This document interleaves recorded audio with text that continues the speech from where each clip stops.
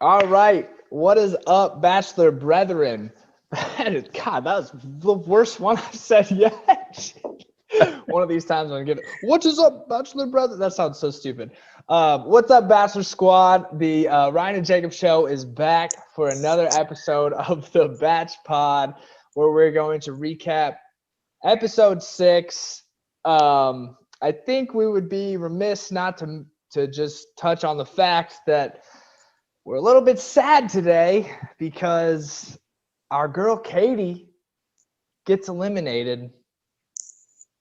And Ryan and Jacob Show is not sponsored by Gold Peak Tea, but today we're pouring one out for Katie. It's a sad day. Sad day on the Ryan and Jacob Show. Katie's gone. I got to hear your thoughts about this before we get started.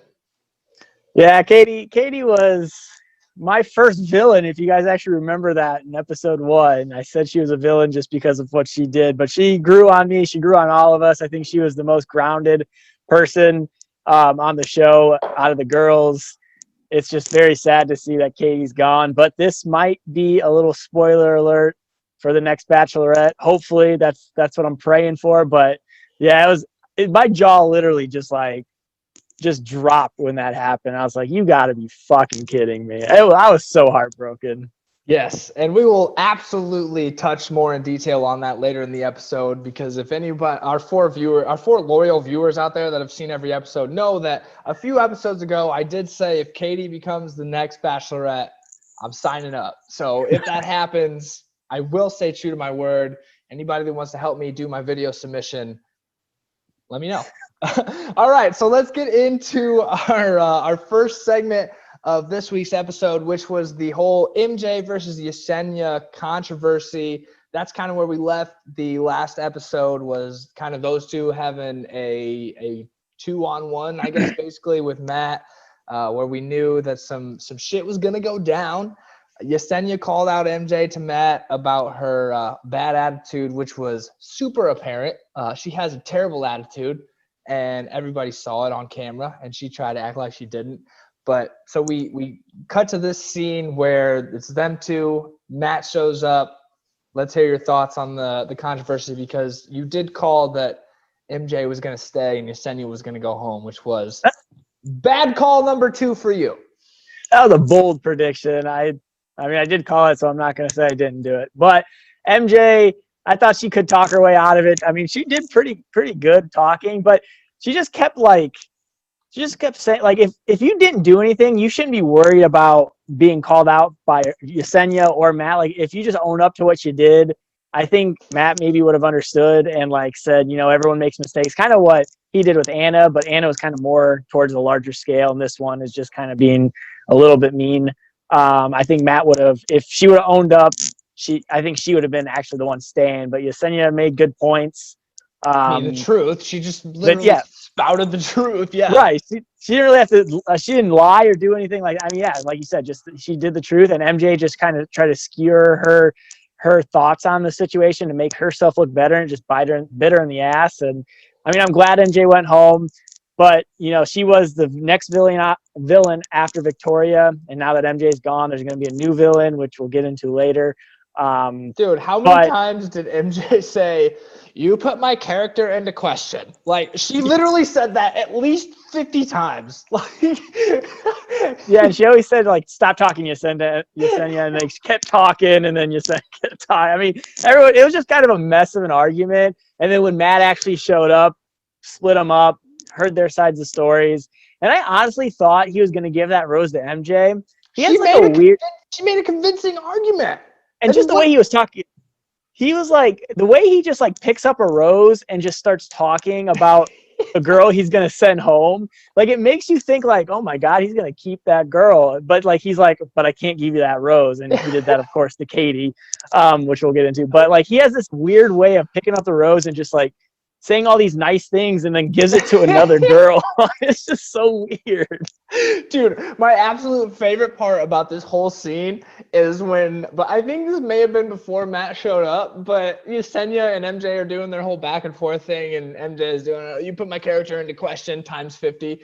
But Yesenia said something and then called her Meredith, which is her first name. And oh my God, I lost my mind, dude. I was like, she did not just call her Meredith.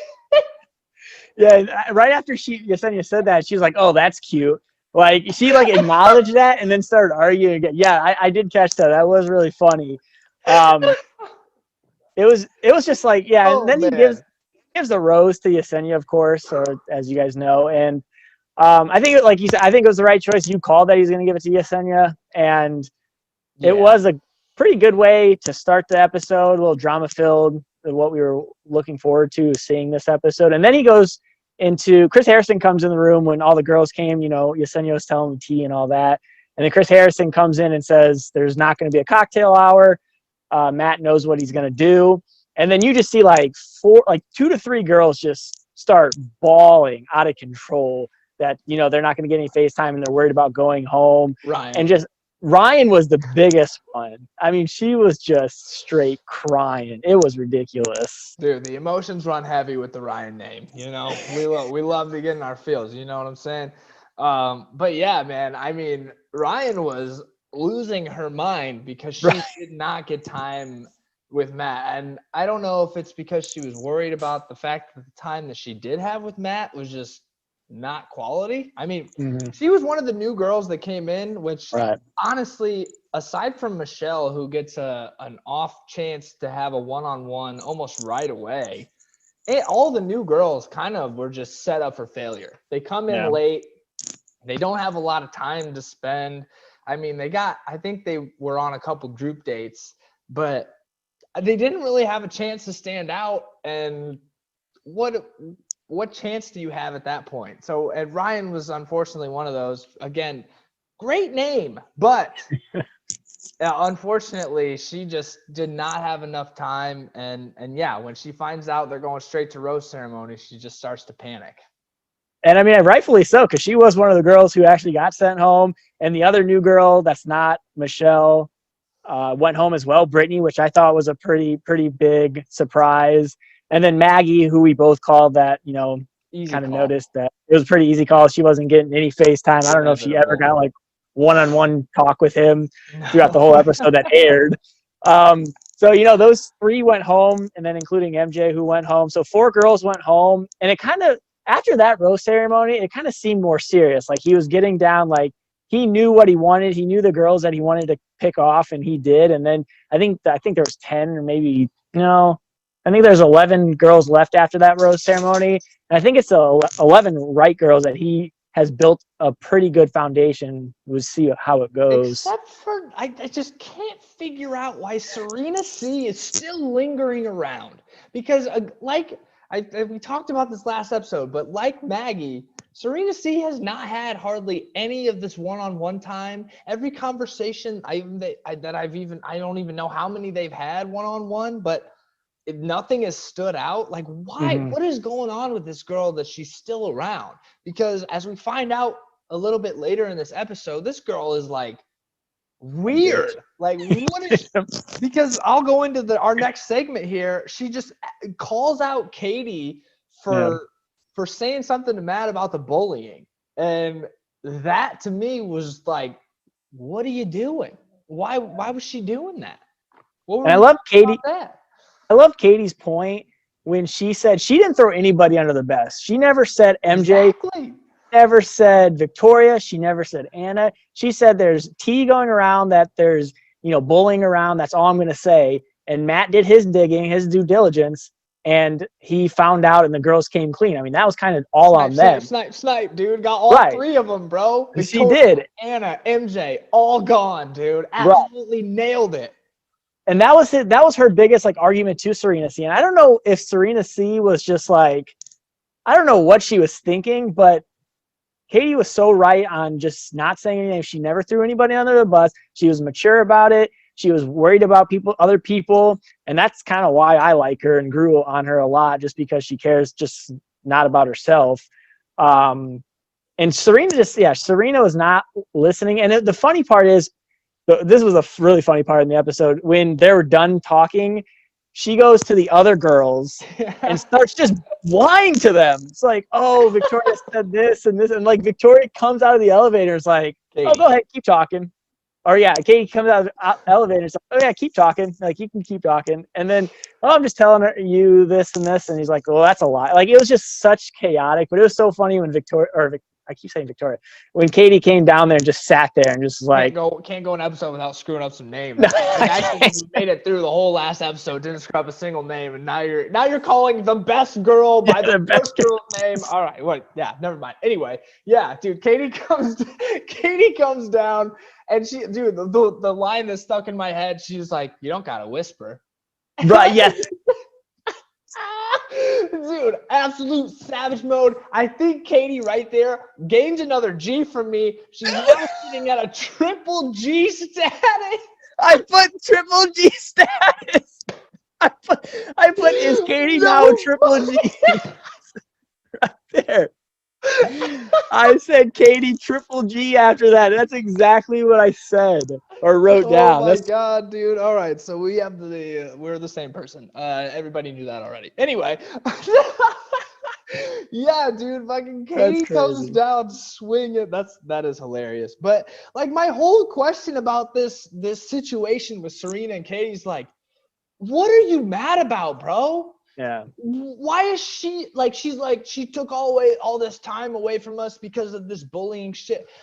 The bullying shit was happening. Like the house was toxic regardless. If she didn't call him out and Victoria, Anna, MJ were in the house, you're probably going to lose 2x more time than you would have lost had that not been brought to his attention and they get sent out the house anyway. So like, what exactly are you mad about? And again, why is Serena C still here? Someone tell me that.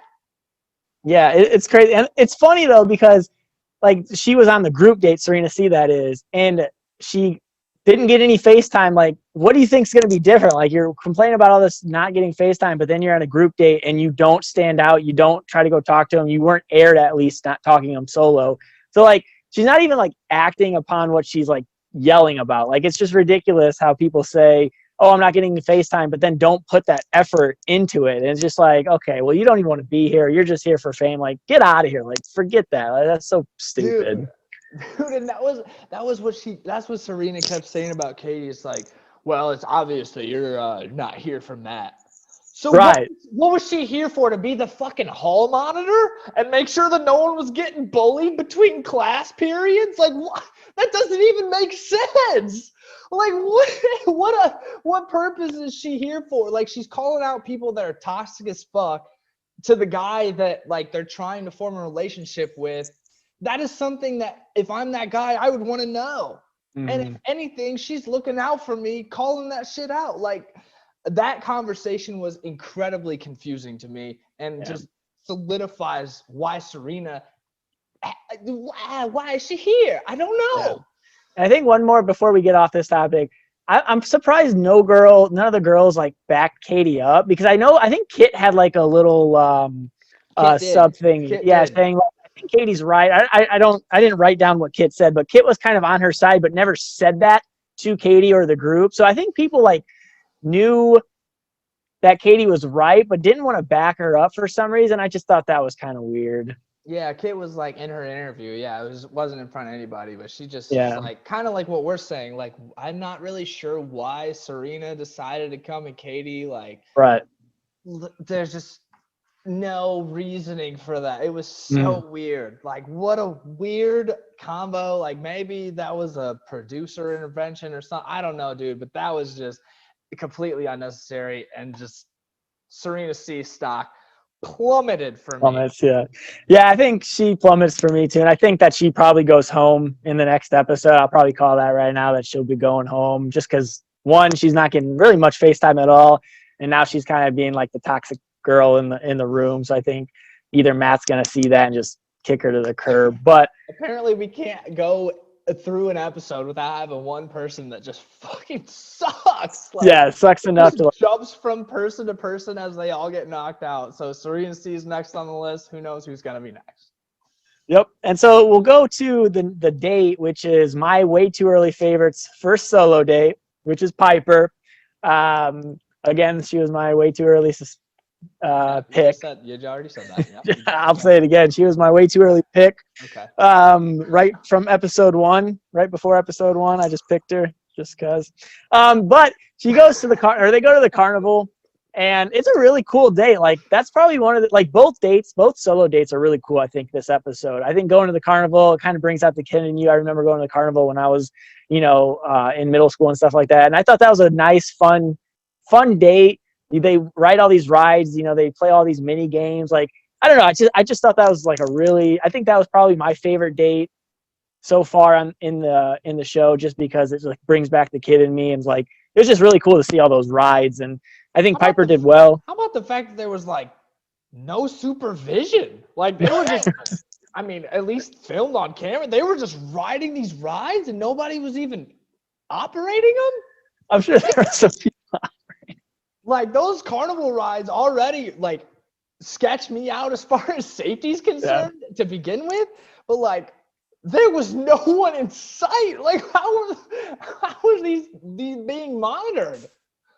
I'm sure there was people in the foreground or the background of the thing I don't being know. monitored. Dude, that was literally like my brain. That's all I can focus on. It's like, oh my God, there's no one else here. They're out in the middle of fucking nowhere in these woods. Yeah. Someone probably set this carnival up in like a day. And like, dude, that would literally be like, unfortunately, the only thing going through my head during that. Like, I'd be like, so like, how long do you think it took them to set this up? Like, cause I'm thinking like, maybe this isn't the safest thing. Should we not ride the rides? I'm cool playing the games, but like the rides, those seem so safe. Like, I didn't think that. I thought it was a cool day. I mean, to think about.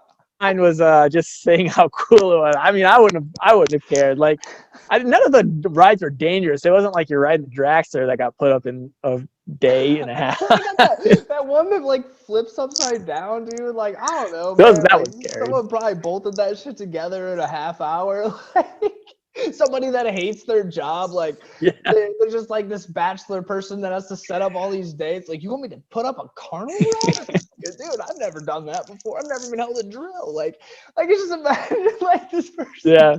But sorry, like, that's my toxic brain, like all I could think about. But another thing I had written down was like, imagine if one of them got sick, like riding, because they were on those spinny rides too. Like, imagine if you got like sick or nauseous, like, and just completely botched the whole day.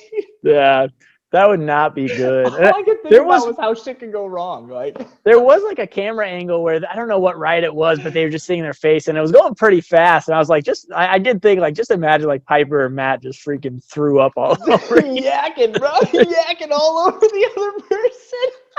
I'd be like, yeah, that would ruin the date. But I mean, I thought it was a cool date. I mean, they played the games, which was cool. I mean, like I said, brings back the kid memories in me. But then they go to the dinner portion.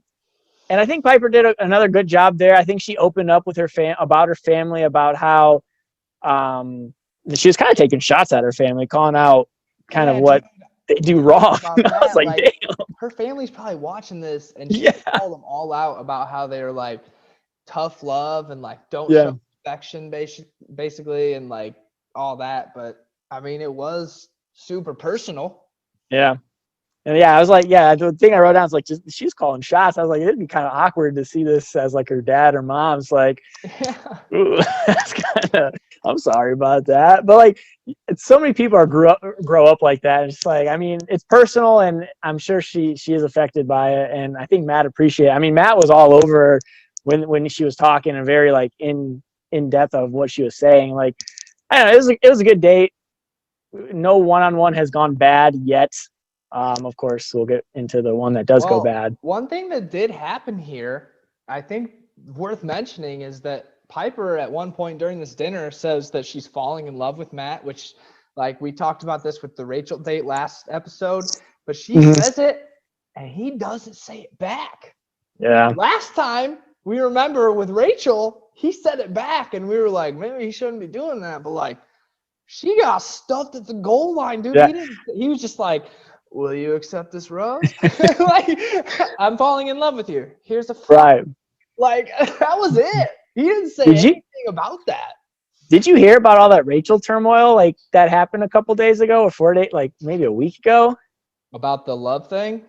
No, about like how she was. I don't know. Some people dug out like her likes on TikTok or Instagram, and I guess they were like she's likes a lot of like racist posts and stuff like that. So like, Oh, I did, no, I yeah, did not see that.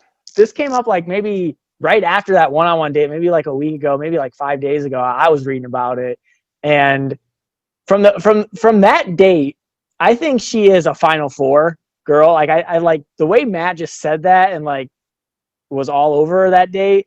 I think she goes to hometowns. I think she's a Final Four, and I mean, it was just crazy that came out, like how she, I think is on TikTok that she liked racist TikToks or something like that about, and there's like pictures of her like in a slave plantation type thing. And like, yeah, it was kind of weird. Like my jaw kind of dropped when reading that. I think you should try to research that on your own, but it was crazy. It was crazy. The sources are confirmed on that. The Ryan and Jacob show is officially not a fan of Team Rachel. Absolutely not. Wow. I did not hear about that. But that is, I mean, I'm not going to throw her to the fire just off of possible rumors. But if that is true, then Team Rachel can suck it. Yeah, you should look that up because it was crazy and it was an interesting read. But going on the group date, back to Piper. Wait, one more. We have the impromptu concert post dinner. Yeah. So Matt not only does not reciprocate these feelings, but then gives her the flower. And now we're going to have a concert with the two of us. And I have a question written down here for you. Who would this be more awkward for? The people that it's only them being sung to by probably a famous band. I don't know if it was a famous band. Probably was. Yeah, I didn't know them. Who know who that band is and like fillet me for not knowing. But they have this concert. I can't imagine how awkward it would be for the band. Like just singing for two people. Like and they were making out during like the whole thing. But like, oh, I don't know. I can hold steady singing this song and they're just making out. Like it was funny because Cassidy actually asked me the same question during the episode, and I think it'd be probably more awkward if I was the people singing, like to just two people making out. Yeah, but I think so too. Put it in their perspective though. I don't know if they are well known, but let's say they're not well known because I didn't know them. They got a very good like airtime, and the song was pretty good. Like I thought the song was pretty good. Their name never popped up. No, it did. Oh, did it? The band's name? Yeah, I forgot what it was, but it. Oh. Matt said it, and then it showed in the bottom corner when they were introduced. Oh well, then it probably definitely wasn't anybody super popular. Because if I heard the name, I feel like I would have known. Yeah, I'll look it up while you talk a little bit, but yeah, they definitely said it. Yeah. So I thought that was, super beautiful moment. Obviously, that was great, and of course. All the one-on-one moments are. I mean, they set them up that way. But, yeah, so then we go in from there to the group date, which is something that I know is right up your alley, pun intended, a bowling date where at first they think they're all there. They're just bowling around. There's lots of food and beer. Honestly, it looks like a pretty fucking great day, actually. But then they get split into teams, and it's one team versus the other, and they say winning team gets to go to basically the cocktail party, dinner, or after party. The losing team just has to walk back to the house. So what do you think about the bowling date? I'm sure you loved it. Yeah, the bowling date was cool. It was fun I was a bowler in high school, and I still bowl from time to time. I never saw Matt throw a ball though, which if I was in Matt's position, I'd be the one bowling. Oh, dude, me too. I'd be out there. And they could just eat the nachos and stuff. Right. But I thought, yeah, like I said, the bowling date was cool. The winning team, I mean, I think they kind of destroyed them. They had to make it look close. But it was weird because the losing team actually got to be on the date anyway, which, I mean, that was kind of stupid. But it was a fun date. Chelsea was pissed about that. Yeah, she was. But I did find the band name. It was Temecula Road. Temecula Road. Yeah, I don't think they're super popular. But like you said, got you some like great exposure. Yeah, they got great What a exposure. platform. And they were good. They were really good. Yeah, I enjoyed the song. It was a great song. But okay, so I mean, nothing really happened on the group date. Nothing really happened on like the cocktail hour of the group date after like the after hours group date. But we do see. I know we have to talk about this. Is a new girl come in, and talking about coming with Chris Harrison, which is Heather from Colton season. I never watched Colton season, but she seemed like a psychopath. Yeah, and apparently she like knows I think she knows Matt like outside of From Hannah the Brown. show. Yeah, yeah. And knows Tyler and the whole group there. And I guess Hannah told her that they'd be a good fit, so she just decides to drive on to the set of The Bachelor halfway through and just take her chances, I guess. And honestly, like, it's real shitty for the other girls, but man, the set of balls on that girl to do that, wow, that's pretty incredible. Yeah, I mean, and we towards the end of the episode, we saw that she actually got in and talked to Matt, but she was in like a beat up white minivan too. It was kind of weird. I didn't notice it to be beat up. Like, I mean, it wasn't beat. I mean, it's probably nicer than probably clean. She probably took it to the car wash before she showed But it was, up. I mean, just to have a minivan is kind of weird for like a single girl to have a minivan. Rent like a Maserati just I would to pull up over here. Hell yeah. I'd pull up on a Maserati. Yeah, but imagine if she did that and $1,000. then they said, no, you can't come on here. Like, oh, I just dropped $1,000 to rent this Maserati and they shooed me away. I guarantee that was scripted and they knew they were coming. She knew she was probably going to get in. Sure. I don't know how long she's going to last, but you see her in the previews because I actually watched the previews because you spoiled it for me last week. But I watched the previews this week and it seems like she kind of starts crying and kind of gets kind of mad at the other girls. But we'll get into that. But yeah, the group date, I don't even know who got the rose. I do. For the group. Who is it? So actually another point to what happens every time. So he calls out Serena P and he says like all these great things about her. And then he calls out Chelsea and then he says all these great things about her. And then he gives the rose to Michelle. Oh, Michelle. Yeah. I mean, dude, he does that all the time. Savage, bro. Like he looks them deep in the soul and says these really passionate things about them, and then he looks at someone else and says it about them, and it's like, oh man, I wonder which one of these two girls is gonna be. Gives it to someone he hasn't said a damn word about. Like, dude, this guy is an absolute savage. Yeah, so I do remember. Yeah, Michelle got it. Yeah, he does that every time. Like you'll notice that. I mean, he, like I said earlier in the podcast, like he did that with just Yesenia and MJ. Like he started talking so well about MJ, and then he's like, "I just can't give you this rose." Dude, and then of course, it's like it kind of gives you a twist. But he also does that to Katie, and that was just not awesome. But I mean, speaking of Katie, we can go into that date. But before first of all, yeah. So we got. I actually wanted to say like there's a couple cut scenes of Heather in her hotel room, like being quarantined. Psychopath. Where she just literally, it's like this bitch is on crack. Like, excuse my French, but this chick is absolutely insane. Like she's probably been quarantined for maybe 2 days, 3 days, and she's like singing out the window and like yelling, and she's balancing this like pizza on her head. Like, what are you doing?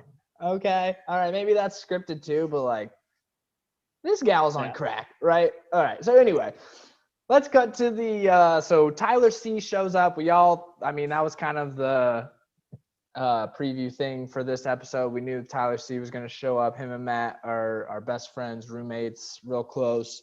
So he shows up, they're like playing pool, just chatting.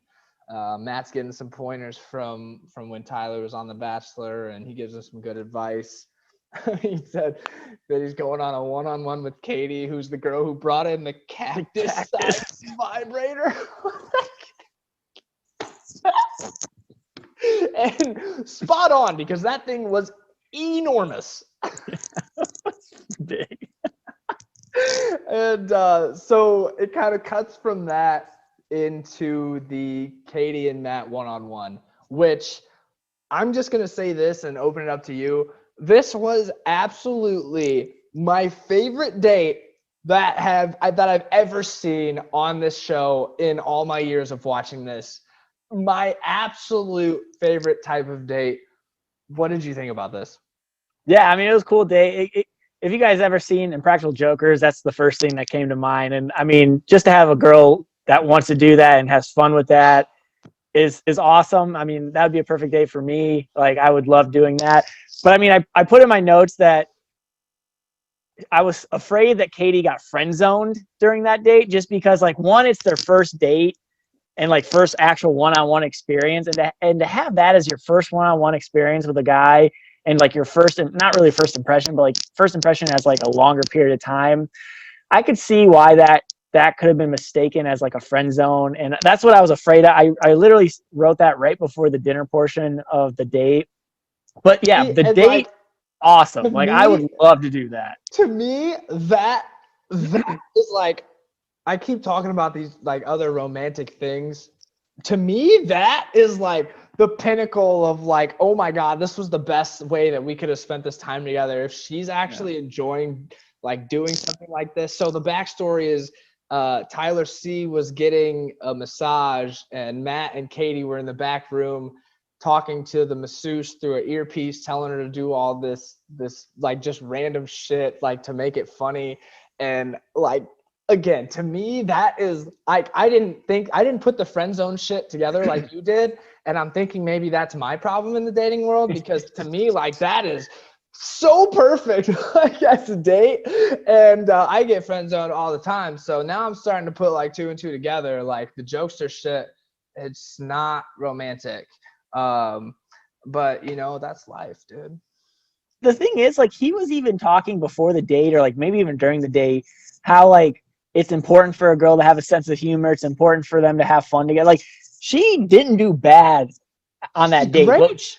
she did what she could have done, or like all she could have done on that date, without being like, mad, or like, she wasn't mad. Like, I don't even know what I'm really trying to say, but she didn't do bad. And that's the thing that kind of made me so mad of why she got booted off, because Matt didn't see that connection. But you really didn't give her a chance to have like more of a romantic connection, because this was just so much fun and just so kind of friendly stuff that we do. I don't know. Like I said, friend zone, I was afraid of that, and unfortunately it actually happened, and I was. It's like, did he use her just to have like a fun, silly day? Because Right. like you said, she didn't do bad. So it's like, what could she have done there better to make him decide to keep her there? Or he already had preconceived notions that he wasn't going to. So this is the perfect girl to like clown my best friend with.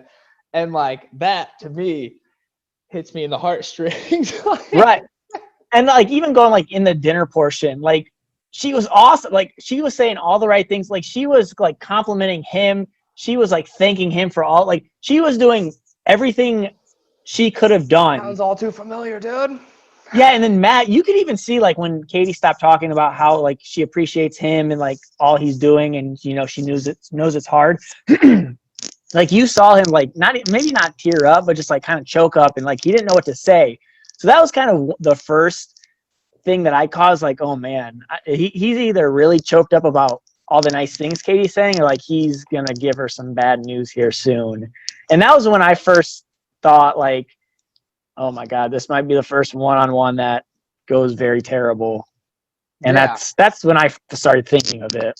Yeah, and see, I didn't pick up on it until they did like this just random cut scene into the girls in the house. And I don't remember who exactly was saying it, but a couple of the girls were talking, and someone was like, yeah, I mean, Katie's like cool, but like, I just don't feel like her and Matt have that romantic connection or something along those lines. And I was like, oh, so she's going home, because there's no reason they would have cut to that scene and them saying that if she wasn't like. And then all of a sudden, Matt, okay, so then here's the curveball. Matt picks up the rose and he's holding it. So I'm like, okay, well, maybe she's staying. And then he starts talking, and then he hits the butt with that all too famous word, that butt, dude. He says all these nice things, and then there's a pause, and he says, but. And that's when like my jaw dropped. I'm like, oh Heart sank. God, dude, not my girl, not our Triple G Katie. Yeah. And then, yeah, go ahead. Yeah, and then I mean, the most maddening part to me, I guess, is now like people in Serena C for sure think they won, like think they were right all along because Katie's gone. Like I feel like that's somehow going to be mentioned next episode. How I was like, oh, I knew Katie. I told Katie about this. I knew she did this bad and blah blah blah. And it's just like Katie did everything right. It's like you didn't win. It's just Matt's being a dick, or not even a dick, just like dumb. I don't know that Just he was being dumb. a dick, but like his personality was just not that, I guess, jokester type. Like she showed up the first night with a cactus like vibrator. Like that's funny AF to me. Yeah. Like they do this date that's this, like you said, an Impractical Joker style where they're literally just clowning his best friend. That is, again, a perfect date to me. I didn't even put the friend zone thing together like you did, because I was like, wow, this is awesome. Like they are really vibing. Like they're both making great jokes. They're laughing. Like to me, that is like Romance City, dude. Sign me up for that.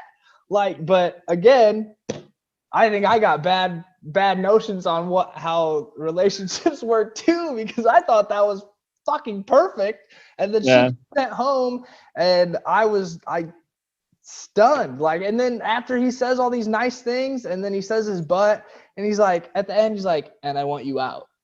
And I was just like, whoa, bro. No, he said, can I walk you out? Oh, I thought he said, and I want you out. No, it's funny because Cassidy said the same thing and I had to find it. I was like, no, he said walk you out. I thought he said, and I want you out. And I was like, Jesus, bro. Like, you broke this girl's heart. And like, no, he said walk. He said walk you out. Brought that up then, because at that point, I was like, damn, dude, this guy is out for blood. That's so funny because Cassidy said the same thing. But yeah, he said walk you out. And then he walked her out. And of course, like, sorry. The thing that the car ride to Katie, that Katie showed, like how she said that she was picturing a life with Matt, like his friends and my friends at a football game. I'm just like, hell yeah, dude, like sign me up for that. Dude. Like, I mean, she showed up, and I really hope this is foreshadowing to, because if you look at Hannah B, when she got eliminated, this is kind of, I know she went farther than Katie at the moment, but like she kind of did the same thing. She had that one-on-one conversation, and then he said, "Oh, I just can't give you the." I mean, it kind of was identical. So I'm hoping this is kind of like foreshadowing to her getting the Bachelorette. And if she does get the Bachelorette, we're making Ryan at least, show up and send a video or whatever the heck. But she said at the end, I don't know if it was in the car or in one of the interviews, but she was like, "I am what I am, and there's someone out there that wants me." This guy, dude. And Ryan just followed her on Instagram, so yes, I did. He's making moves. He's making moves. I mean, yeah, I'm not gonna slide in the DMs yet because not yet. I'm gonna wait to see if she gets announced as the Bachelor. That'd be a way better slide. But yeah, if she gets, if she's the next Bachelorette, I'm signing up, and my whole thing I'm gonna be signing up for first average looking dude on the Bachelor. It's gonna be me, and let's go. Let's go. I mean, I can't wait for it to actually happen because I really do think Katie's going to be the Bachelorette, and hopefully, I think the announcement. I think I was reading some like it hopefully comes out like in this week or maybe even next week. So they have to start filming here soon because this episode or this Bachelor's, I mean, at least halfway over, maybe a couple more episodes to hometown. So they're gonna have to start with the Bachelorette, and hopefully it's Katie. But we need to kind of go on the end of the show. Which sees Heather come into the house, and she interrupts Piper. And this is one thing I don't like about Piper, is when Heather interrupted her, Piper was really pissed, which I guess she could be pissed. Like she was like pissed about not getting time with Matt and how she had like, I don't know really what she was saying, but she just like had a one-on-one. Yeah, she just had a one-on-one. You can't be that mad at not having enough time, because I know she said that for a fact that she hasn't had enough time. Maybe she meant just that night, but like again, you can't be mad because you literally spent a whole day with them yesterday or two, whenever it was. And we do see Heather come in, and I think that whole interaction with Matt and Heather, I think Matt had to know Heather was coming. Like, cause he seemed so shocked. He was like, cause he knew her by first name. Like he was like, Right. Heather. It was like you said, they knew each other. Yeah, he started And laughing. Like he started laughing because I know that was one thing that Piper said when she went back to the group. And yeah, he was like, "Yeah." Matt started laughing like he knew her, and they were like, "Oh, so he knows her." yeah, And yeah, so interesting interaction there. And past that, we kind of don't get a whole lot. I mean, Heather, like you said, she shows up, and we get a little bit of a conversation with her and Matt. She kind of explains why she's there, and then from there, it's kind of like the whole to be continued deal. yeah. Yeah, so I mean, we'll see what happens next episode. I mean, the previews kind of sees Heather crying right off the bat, saying that the girls are mean to her already. So again, the mean girls are coming, but you're not gonna have Katie kind of like stand up for you. So now Heather's gonna be kind of alone with all these girls that are just out for blood. So I mean, we'll see what happens. I mean, I'm kind of disappointing and not really wanting to watch the show anymore without Katie, to be honest. Our but Triple G's gone, bro. have to suck it up for the 4 viewers we have and watch. I do it for you guys and gals. We do it for our 4 fans. Yeah, so again, that's kind of where the episode ends. To be continued. It'll be really interesting to see how the rest of the season goes without the coolest chick on the show. But hopefully it's still entertaining. I'm sure we'll get to see a lot of drama because Katie won't put the kibosh on that. Yep. And yeah, I guess that kind of wraps it up for BachPod Ep 5. If you got anything left to say, closing comments? I think Serena C will be my girl that I want to see go, and I think will go. I think everybody wants to see her go. That's going to be my call as well. We're getting pretty close to real serious time, so I'm not exactly sure who else I could call right now. There wasn't really anyone else who left a bad impression. Maybe Heather gets knocked out the next episode. But if she showed up this late, I feel like there's no way she's going to go home the first week she's there. Yeah, it'll be interesting to see how long she lasts. I don't think she lasts long. I don't think she leaves next episode, but maybe the second episode. I don't think I mean, Matt does know her. See, that's the thing. Like, Matt does know her. I don't know. I think she's too late to the party, though. I don't think she goes home next week, but I do think she goes home soon. Yeah. If he's going to send Katie home because he says he's got these stronger connections with all these other people, ain't no way Heather's going to show up and, like, steal his heart. Get out of here, you pizza balancing weirdo. Like, seriously. Yeah. So, anyway, we'll wrap up Ep 5. Be interested to see how the rest of the season plays out with like I said, the coolest girl's gone, but hopefully she gets the Bachelorette spot because sign me up. And with that, the Ryan and Jacob Show is going to sign off, and we will catch you all next week. Peace.